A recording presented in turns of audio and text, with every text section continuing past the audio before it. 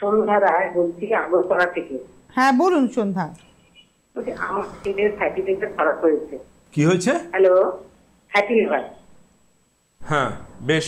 হ্যাঁ আচ্ছা, গ্রেড 3। আচ্ছা, ও কি ডিম, ওকে কি ডিম দেবো খেতে? কি খেতে দেবেন? হ্যাঁ ডিম খেতে চাইছে, ডিম কি দেবো? আপনি ওষুধ দিচ্ছেন না ওকে? না, কোনো ওষুধ খেতে চাইছে না, কিছু না। কোনো ওষুধ খেতে চাইছে না, খালি ডিম খেতে চাইছে। হ্যাঁ, এটা ওনার কে হয়?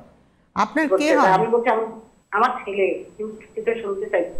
আপনার ছেলে ফ্যাটি লিভার গ্রেড 3, সে ওষুধ খাবে না, সে ডিম খাবে কিনা আমার থেকে জানতে চাইছে। সে কিছুতে ওষুধ খাবে না, আমি বারবার বলেছি কিছুতে ওষুধ খাবে না। অ্যালকোহল খেত না।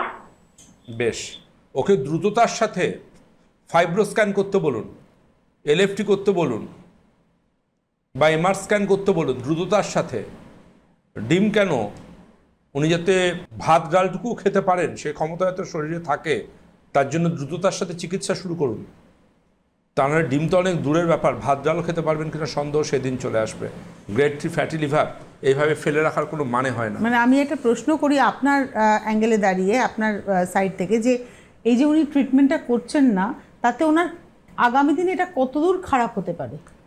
গ্রেড 3 ফ্যাটি লিভারে যদি কোনো ট্রিটমেন্ট না হয়, আনট্রিটেড হয়ে থাকে। দেখুন, আপনাকে একটা কথা বলি, আমি এরম মা দেখিনি যেখানে ছেলে ওষুধ খেতে চাইছে না, ছেলে ডিম খেতে চাইছে, তিনি আমাকে জিজ্ঞেস করছেন তিনি ডিম খাবেন কি খাবেন না।